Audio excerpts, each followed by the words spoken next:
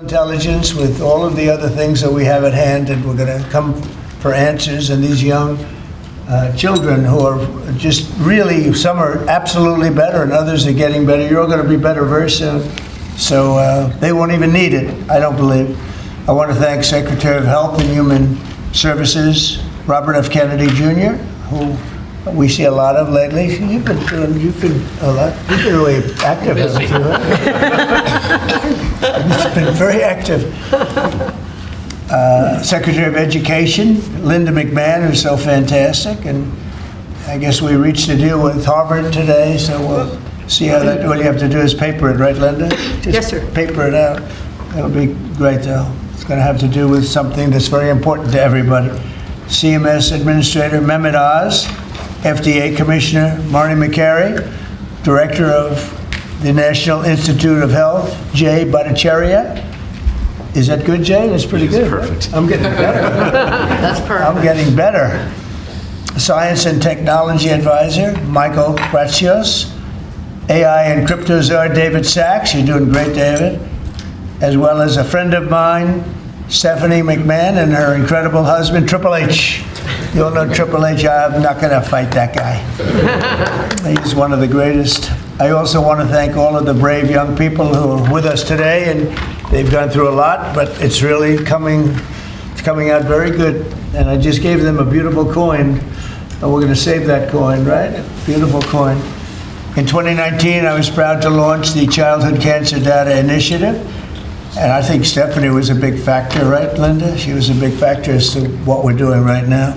Absolutely. Which invested $50 million a year into pediatric cancer research. And today, in line with recommendations made by Secretary Kennedy and the MAHA Commission, we're doubling that investment, adding another $50 million to Childhood Cancer Data Initiative. We're doing that immediately. And we have a lot of money coming in with the tariffs. We've never had money like this coming in. We're a rich country again. We were a dead country 1 year ago, and now we're the richest country. We're hot. We're a hot country. So it's an honor to do that. In honor of all of you, we're doing that, okay? With this order, I'm also directing the federal government to fully utilize artificial intelligence to supercharge pediatric cancer research. It's pretty amazing what's happening. For years, we've been amassing data about childhood cancer, but until now, we've been unable to fully exploit this trove of information and apply it to practical medicine. Using cutting-edge AI, we will empower scientists and researchers to discover new treatments, cures, and prevention strategies. AI can also make groundbreaking trials and therapies, and it's just going to be so accessible to everybody, families all across the country. So it's going to be amazing. What's happening is amazing. And we have more AI. We're leading in AI. We're leading China by a lot. We're leading everybody by a lot. They're creating their own energy. We let them build their own energy plant because we don't have the energy. Nobody does to feed them. The amount of energy just the AI needs coming into this country is double what we have right now. So we're letting them go out and create their own energy plants and their own electricity. And they're doing it. We're giving them permits to build electric plants. They're becoming sort of a utility. Maybe they'll do better with being a utility. Who knows? They'll do better with being a utility than they will being AI. What do you think of the chances that I hope I'm wrong about that, or they made a bad bet, right? So anyway, but I want to just say that we're going to defeat childhood cancer once and for all, and I'd like to ask Stephanie to say a few words. She's a very special person, and very, very much involved in this. Thank you very much, Steph. Who's right here? My mother's making me step That's forward. right. Your mother, she'll do this. My mother. Well, Mr. President, thank you very much. You've already acknowledged this incredible team here, and all of these people standing behind me were inspired by the story of a little boy named Connor Mahalik. He was a little boy who didn't want to hug me because he gave choke-out hugs. He booed his favorite nurse when she came to give his chemo, and he always worried about his dad because his dad was Connor's best friend. Connor was a WWE fan who I met after one of our big events, the Royal Rumble. You could tell he was sick. He had a big scar that was running up the back of his neck and a lump on his head, but you would never know it from his personality. He told me about the t-shirt that he was wearing that was dragging on the ground because WWE superstar Sheamus, who's 6'5", had given it to him. Underneath that was his Daniel Bryan t-shirt, and underneath that was his Skylanders t-shirt because that was his favorite toy. And as I stood up from my aforementioned chokeout hug, Connor's dad told me that he didn't have long to live. And I didn't want to believe that. I kissed him goodbye on his soft little cheek, and when he looked back at me, I made an unspoken promise to fight for him and kids just like him. Kids shouldn't even know what cancer is, let alone have to face it, and this incredible team believes that too. This executive order makes kids with cancer the first focus of AI innovation across healthcare in America. If there is one thing in the world that could bring us together, please let it be our children. Because I can almost guarantee, if your child was diagnosed with cancer, you wouldn't care what party their doctor belonged to. You would just want the best. And President Trump is doing just that, enabling that every child with cancer gets the best care possible. And we couldn't be more grateful. Thank you, sir. Thank you, Great sir. job. Thank you very much. She's done that before, hasn't she? Great job. Bobby, please. Today, President Trump signed an executive order that makes an historic promise. We will harness America's innovation in artificial intelligence to find cures for pediatric cancer. We stand here today because of Stephanie McMahon Levesque never wavered in her 11-year commitment to give every child a future free of cancer. She proves how one person's courage can change what is possible. Cancer is now the leading cause of chronic disease-related death in children, and its incidence has risen by more than 40% since 1975. We cannot accept that. We must act with urgency. The MAHA strategy report released earlier this month directs HHS to focus on research that harnesses AI to uncover causes, identify risks early, and take action in childhood and young adulthood to prevent cancer. Now, this executive order directs the MAHA Commission, working with our nation's top science and technology leaders, to deploy AI to transform cancer care and research. We will accelerate progress in the Childhood Cancer Data Initiative that President Trump launched in 2019, and that means building stronger data systems, using AI to decode complex biology, designing better clinical trials that deliver faster, more effective treatment for kids. The order doubles federal investment in the Child Cancer Data Initiative with an additional $50 million just this year. NIH will expand research while the private sector and universities will bring their best tools to the table. Together, we will ensure that every innovation, every breakthrough goes to work for our children. The order guarantees that AI will be integrated into HHS interoperability networks. We will make electronic health records and claims data work for patients and researchers. We're already doing that, and always with parents in control of their child's health information. No family should have to fight cancer with outdated tools or without access to the very best science. For too long, families have fought childhood cancer while our systems lagged behind. President Trump, thank you for your leadership in changing all that. This executive order is about action, unlocking cures, empowering families, and giving every child the chance to grow up healthy and strong. With American innovation and leadership, we can make our children healthy again. Bobby, do they know why there's quite an increase that's taken place over the last number of years? Do they know why that? Do they have any idea why that's happening? We are doing that research, and Jay Bhattacharya can talk about that. We're doing that research now for the first time. We're focusing on that, in particular colon cancers and these cancers that never affected children before, and suddenly are epidemic in our children. And we're going to find the causes, their environmental causes. We're going to identify them and work to eliminate them. Okay, thanks, Bobby. Jay, go ahead, please. Hello, thank you, everyone. Thank you, President Trump, for signing this historic executive order directing your administration to use advanced artificial intelligence technologies to cure childhood cancer. By signing this executive order, the administration is advancing the NIH Childhood Cancer Data Initiative's coordinated pediatric, adolescent, and young adult rare cancer, first launched under President Trump's direction in 2019. When I was a young medical student in the 1990s, I had the privilege of spending a month in a pediatric cancer ward treating children with cancer. And I have to say it was the most difficult month of my life. I left for home every day in tears. Watching little children cope with a deadly disease is hard. They should be playing with their friends, going to school, living their best lives. But instead, they bravely face cancer. These are the bravest kids I've ever met. I have tremendous admiration for the scientists who devote their lives to finding cures for kids with cancer, for the doctors and nurses who take care of them, and for their parents who suffer alongside them, care for them, and love them. This year, nearly 9,500 children will be diagnosed with cancer in the U.S. In the mid-1970s, the 5-year survival for cancer was 58%. Today, the cancer survival rate for children with cancer is 85%. This is because of the tremendous investments we've made in treating childhood cancer, in researching it, and it's worth celebrating this achievement. But I say that 85% is still too low. We need to be at 100, whilst we still have a long way to go. The treatments these little kids undergo involve therapies like chemo, radiation, that put them through hell.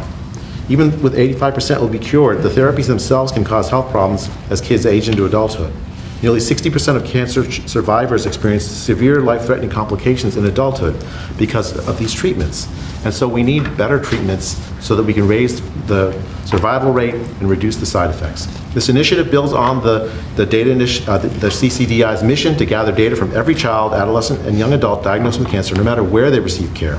It aims to develop a platform and tools to bring together clinical care, research tools like molecular characterization and genetic information, tools that will improve preventive measures, treatment, quality of life, survival for childhood cancer. By uniting families, clinicians, and researchers, by harnessing the power of AI, CCDI will accelerate diagnosis, inform treatment, and develop the next generation of life-saving therapies.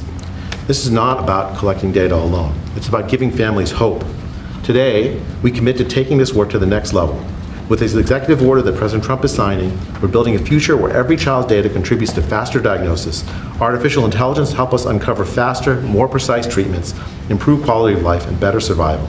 And finally, let me extend my sincere congratulations and gratitude to President Trump for his leadership and vision in giving us this opportunity to make America healthy again, to rigorously push the boundary of science and bring hope to millions of families. Thank you. Thank you very much, Chair. It's very nice. Appreciate it. Director Kratsios, please. Thank you, Mr. President, and thank you, Secretary Kennedy, for your leadership on this issue. I am thrilled that our MAHA strategy prioritizes utilizing AI in the fight against cancer, and that this executive order is putting a priority to this action. Thank you for your commitment, Mr. President, to the United States for maintaining its global leadership in artificial intelligence across models, data sets, applications, and to issue an AI action plan to do just that. Your foresight in the first term, leading you to establish the CCDI to gather, harness, and share data on childhood cancers, has positioned us today to leverage AI in a way we could never imagine before. With America's pioneering models, American researchers now have the best tools in the world to turn the CCDI data into the building blocks of life-changing breakthroughs. So I and my team at OSTP are thrilled to partner with our teams at HHS, at NIH, and with David to empower the development of gold standard applications for the pediatric cancer research and to play our very small part in trying to protect the health and happiness of America's children. Thank you, Mr. President. David, please. Thank you, sir. Well, first of all, I just want to thank Stephanie McMahon and all of us for helping put this all together here. For years they played villains on TV, but they're actually very nice people in real life. But it's because of your passion that we're all here today, so thank you for that. And thank you, Mr. President, for your leadership on this. First of all, you did have the foresight to create this childhood cancer database way back in 2019, and that's what's going to power the AI. It's going to give us the data to find all the patterns in. The other thing you've done is you've made it your policy of this administration to support innovation, to support infrastructure, to support energy. And because of that, we have an AI boom going on right now. 3.8% growth rate in the last quarter in GDP, and a big part of that is because of the AI boom that you've unleashed. So thank you, sir, for doing that. And I think that we can see today that this AI boom is not just going to be about dollars and cents, but about saving lives as well.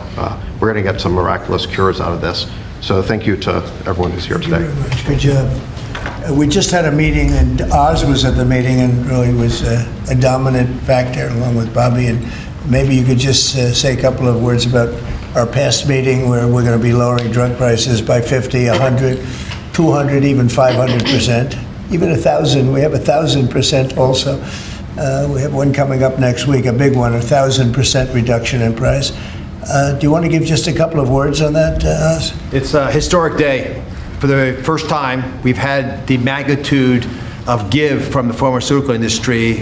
One of their leading lights, Alfred Bula and his company Pfizer, agreed, something the president has been pushing on since his first term, and has been calling me quite frequently on speed dial over this term to make sure that Secretary Kennedy and I would seriously engage industry. They have agreed to several important concessions. First, we will have most favored nation drug pricing in this country for everyone on Medicaid. So our most vulnerable populations will not be forced to pay 3 times or more, 5, 6, 7 times more for the exact same pills in the same bottles as it costs in other countries. That'll make it a lot easier for governors to manage their budgets, and shows again a distinct passion that the president has for helping people who are most vulnerable. We've also gotten all new drugs to be released in this country to be priced at most favored nation, which means by the end of the president's term, 95% of all pharmaceutical drugs in America will be at most favored nation pricing. Again, no more discrepancies between what folks in other countries can buy their drugs for and what's being purchased in this country. Pfizer also agreed, as will companies next week when they come to visit this same White House, to onshore drugs to bring their production back into America so American workers will benefit as well. But at the same time, this is critical.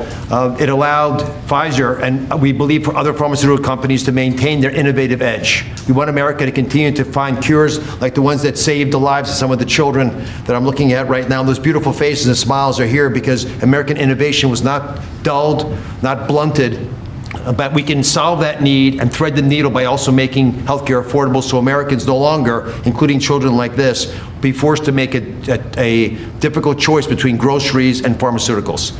And I must say, Mr. President, since this morning, if you just look at the stock market, there's been support of this decision made by the CEO of Pfizer. Their stock has benefited. So I think it was the right thing for the company, the right thing for the policies of this administration, which is a pretty cool place to work. But most importantly, it's the right thing for the American people.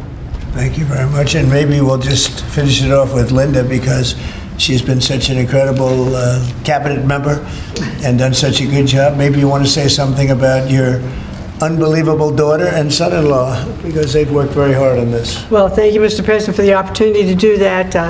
I don't think that, any mother could be any more proud of all of the efforts that Stephanie's made in support also of Paul. Stephanie first talked about this 10 or 11 years ago after Lil Connor. And I remember one of the things that she said to me was, I really would like to somehow convene the people and the scientists who think outside of the box, because research is done in very standard terms. You do this, and yes, you have to do that. But she said, I really would like to tap into some of the most creative and inventive minds in the country to be able to look at research differently for pediatric cancer. And she did that. It took her about 10 years, and she kept tapping in and calling people, being pretty relentless about it. Driven herself by a mother's heart.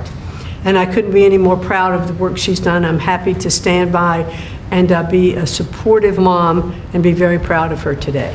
Thanks. Good job you're doing. Thank you very much, Linda. Okay, any questions, please? Mr. President, as we inch closer to a government shutdown this morning, you said you might do a lot of layoffs. If DOGE is already reducing the federal workforce, why is it necessary to link more federal jobs cut to a shutdown? Well, the Democrats want to shut it down, and so when you shut it down, you have to do layoffs. So we'd be laying off a lot of people that are going to be very affected, and the Democrats, they're going to be Democrats. As you know, this country, no country can afford to pay for illegal immigration, health care for everybody that comes into the country, and that's what they're insisting. And obviously, I have an obligation to not accept that. That would affect everybody. You know, when I see what we're doing with AI and all the plants that are opening up in the country, $17 trillion is coming. And if you compare that to Biden, Biden had In 4 years, less than $1 trillion. We have 17 trillion, more than that. I think it's going to be much more than that, David, by the end of this year. I think it's going to be far over that. It's a record. It's already a record in 8 months. It's a record by a lot. And so we're doing well as a country, so the last thing we want to do is shut it down. But a lot of good can come down from shutdowns. We can get rid of a lot of things that we didn't want, and they'd be Democrat things, but they want open borders. They want men playing in women's sports. They want transgender for everybody. They never stop, and they don't learn. We won an election in a landslide. They just don't learn. So we have no choice. I have to do that for the country. Yes. You mentioned a deal with Harvard, Mr. President. What is that deal? Will they be paying the administration? Well, we're in the process of getting very close, and Linda's finishing up the final details, and they'd be paying about $500 million, and they'll be operating trade schools. They're going to be teaching people how to do AI and lots of other things, engines, lots of things. You know, we need people in trade schools. I remember when I went to school, I had some people that weren't particularly good students, but they could take a motor or an engine apart blindfolded and put it back blindfolded, but they weren't too good at other things, and many of them ended up doing better than the people that were. So trade schools are very important, and we've lost trade schools. We used to have a lot of trade schools in this country. We don't have them anymore. We have tremendous plants opening, and we want to have people at top level for those plants, whether it's AI or whether it's automotive plants. You know, we have many automobile companies open their plants in the United States. They're all coming back for two reasons: tariffs, and I think they liked November 5th. You know, they liked the person that was chosen, and they're moving in from Canada, they're moving in from Mexico, they're coming in from all over the world. China is coming. They're all coming, and that way they avoid paying tariffs. So, you know, they're coming for that reason. So by opening up trade school, because we're going to need employees, we're going to need people with skill. And I think I can say, Linda, you feel the same way. By opening up trade school, this would be a giant trade school, series of trade schools. It would be run by Harvard. Now, this is something that we're close to finalizing. We haven't done it yet. But they'd put up $500 million. Interest and everything else would go to that account, meaning go to the trade school. And, you know, it's a big investment in trade school, done by very smart people. And then their sins are forgiven. So we have a good chance of getting that close. Yeah, please. President Trump, thank you. I've been looking at this chart that you showed us earlier, so it's left over office earlier. U.S. prices for brand drugs were 422% higher than comparable countries. You know, I'm young, maybe I'm inexperienced, but I think a lot of Americans are wondering, how did we even get here being one of the biggest buyers? You got here by incompetent people sitting behind this desk. You had a lot of incompetent people. I did it, as you know, I started it in you know, my first term. We rebuilt the military. We got the largest tax cuts in history. We did all these things, and we had the best economy in the history of our country during my first term. And by the way, this is blowing it away based on what we're seeing. But we got it by having people allow that to happen. And as you know, I started the process, but then when COVID came, we focused on COVID, not on this. And I said, if I ever go back and do it again, I'm going to make this a primary thing, because other countries are paying a fraction of what we pay for the same exact drug, same exact pharmaceutical, everything. And I said, no, it's not right. And the drug companies actually came along. You know, don't forget, they make 30, 40, 50 million a year, these people. They're very smart. And they had a lot of people convinced that, you know, that's the way it has to be. They talked about research and development. We had to pay. I said, well, why isn't Germany paying? Why aren't other countries paying? And they always had a good answer, but it got to a point where I didn't like the answer anymore, and I said, we have to do this, and we did. And the team that we have with Oz and Bobby and Chris and all of the people that we had working on it, and I must tell you, Marty's been a big, wherever you may be, Marty, but Marty's been a big factor. We have a great team. There's never been a medical team like this, and I said, let's go do it. And then I did, as I said, I would bug them every single day, every week, because I said, we have to have, I mean, why should we be paying 10 times what another country's paying?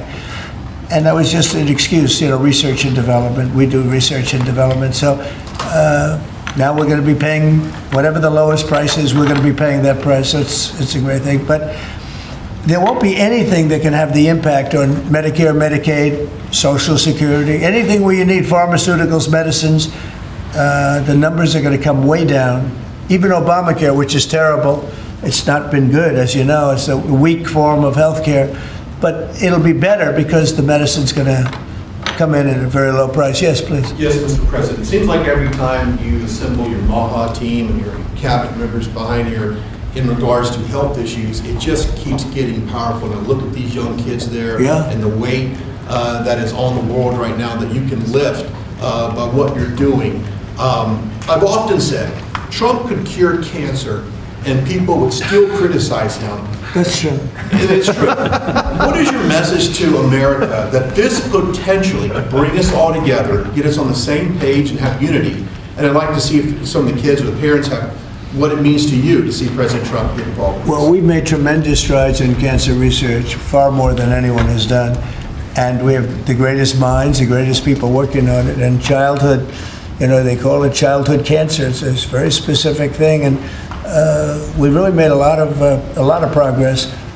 I think something that's going to allow us to make a lot of progress is the money we're saving on pharmaceuticals. I mean, we'll be saving 500, 600, 1,000%. Nobody's ever heard of that.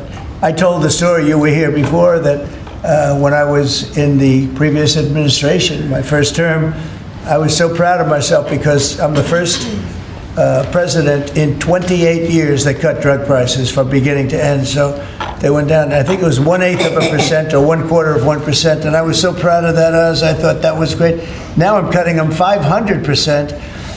And I will say this, politically speaking, the people understand. Otherwise, I wouldn't have won in a landslide. I get 97% bad press, and I won in a landslide, which tells you the press has no credibility. But I will say that what we've done has been a great tribute to the people that's standing behind me in different forms. Linda in education, different, but what she's doing in education, she's sending education back to the states. That's a big move. The states, you go back to Indiana, Iowa, I would say 40 states will be great. 45 will be, the 5% of them will be pretty good, and then you're going to have a Gavin Newsom and some other people that aren't going to do a good job, but we'll help them out. I want to help them out.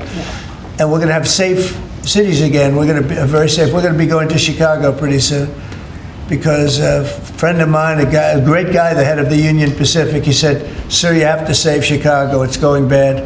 It's going bad fast, and it's a great city." He's right. It's a great city. I know it very well. And we have to save Chicago. So we're going to Memphis, Tennessee right now.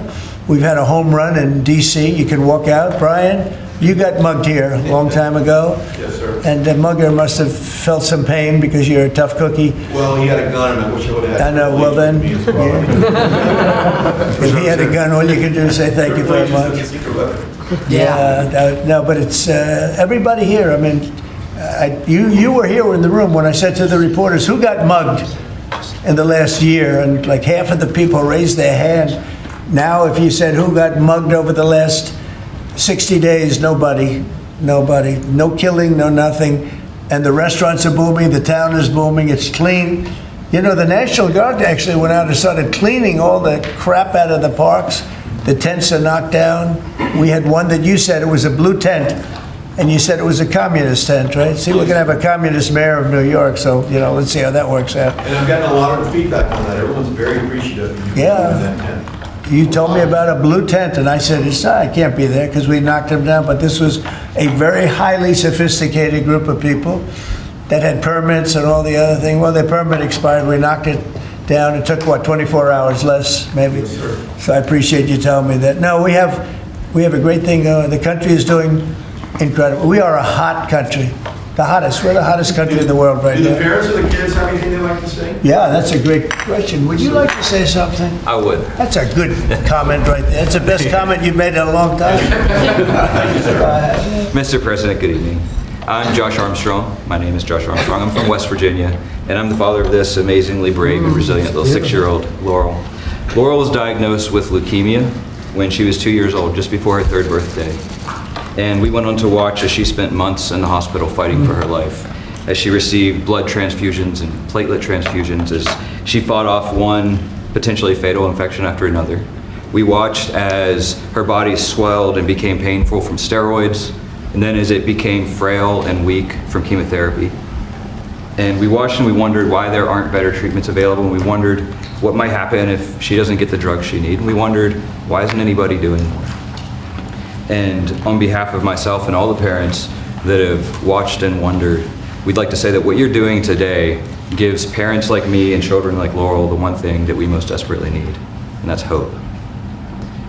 And Laurel's doing well. And Laurel is, I'm happy to say Laurel's in remission today. That's good. She looks so beautiful. Thank you. She is You beautiful. feeling good, Laurel?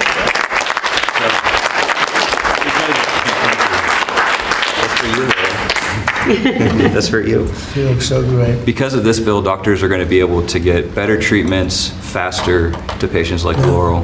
Big And difference. because of you making children like her real children, not cases or statistics, but children like Laurel and all of these children here today, we have that hope, and we are so proud that you're standing with children with cancer and making it a national priority. It's very nice. Thank you, Mr. President. We're with you all the way. How about you? Back there, Dad? Actually, I'd like my daughter to speak. We let Oh, her I like speak. that much Caroline better. would like to speak. She's That's also very here. good. I'd like you to speak. Thank you. Good afternoon. My name is Carolyn Hendricks. When I was 4 years old, I was diagnosed with Ewing sarcoma, a pediatric bone cancer. 11 years later, I'm now 16 years old, and I'm doing great. What you're doing today, Mr. President, means that kids like me will get better options and so much more hope for the future. This will help doctors use technology to find cures faster, match patients to trials more quickly, and give our families more control over our health. For kids, every day counts. This order shows that our lives matter enough to be first in line for innovation. On behalf of children and young adults with cancer, those still fighting and those in remission like me, and families who wish that they had more time together, thank you for making us a national priority. Mr. President, because of actions like this, kids like me have the chance to grow up, to chase our dreams, and to live full lives. And that is the greatest gift anyone could ever give. Wow, that was so good.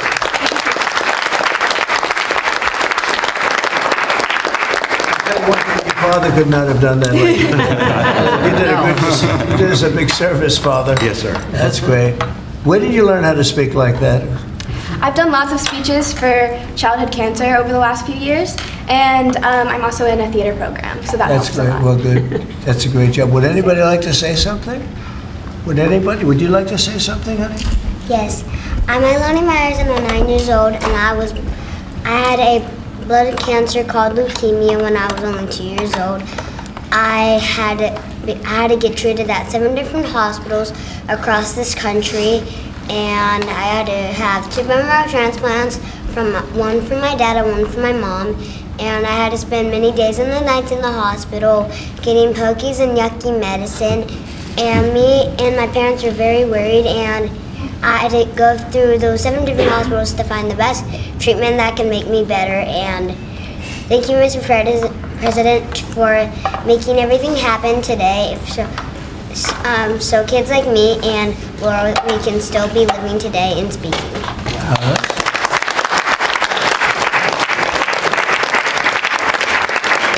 Doing better than any of us have done. We're doing lousy. We're not doing so well today. They're doing so good. That was fantastic. Thank you. And you feeling good now? Yes. Are you all better? You're pretty close, right? Yeah. Yeah, I hear you're going to do good. Anybody like to say something? Yes, sir. Go ahead. I've had a brain tumor since I was 4 months. Now I'm off brain. I'm off all medicines. I'm a cancer survivor. I've had a brain tumor since I was 4 months, and I'm doing great. I'm 15 now, and I'm going to 10th And you're going to be a football player, offensive lineman.